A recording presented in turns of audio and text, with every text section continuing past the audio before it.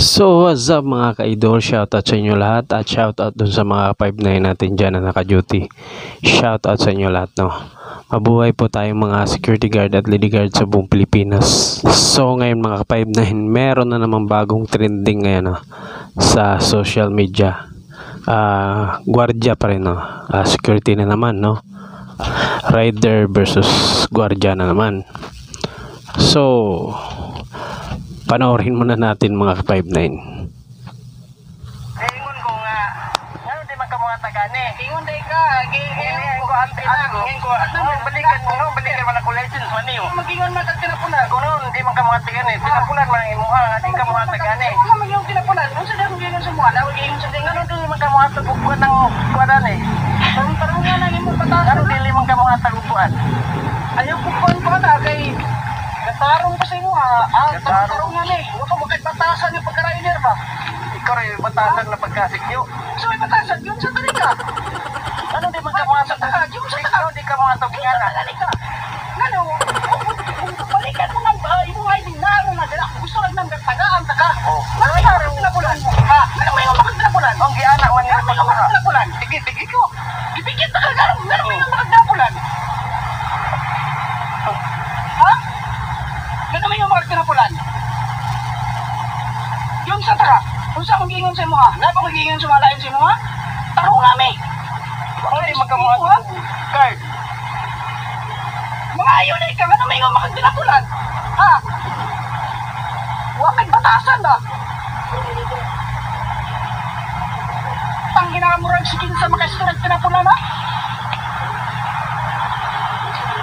Huwag kang istorya naglain, tarungan may istorya ka kami batasan.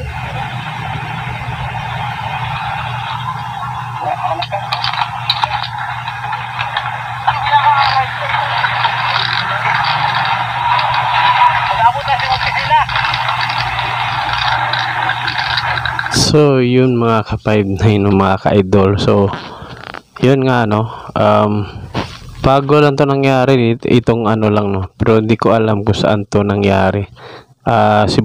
Bisaya kasi yung ano, Bisaya yung parang sa Davao ata to nangyari. So ngayon, no, sa hindi masyado nakakaintindi, yan ako na lang sa Tagalog. Kasi sa tingin ko, no, parang subdivision nata yan, no.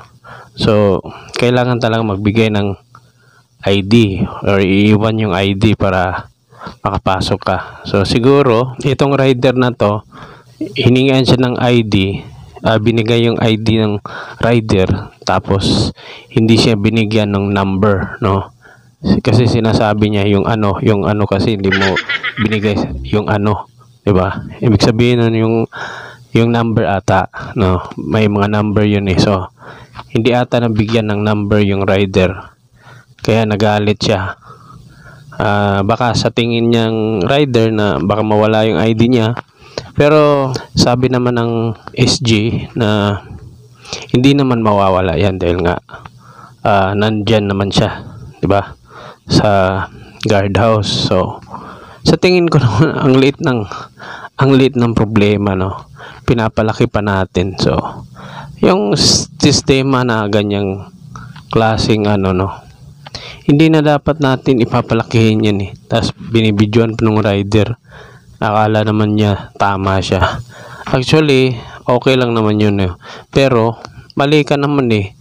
Kasi, pwede naman eh. Kahit na hindi naman siguro mawawala yan kasi nandyan naman yung ID.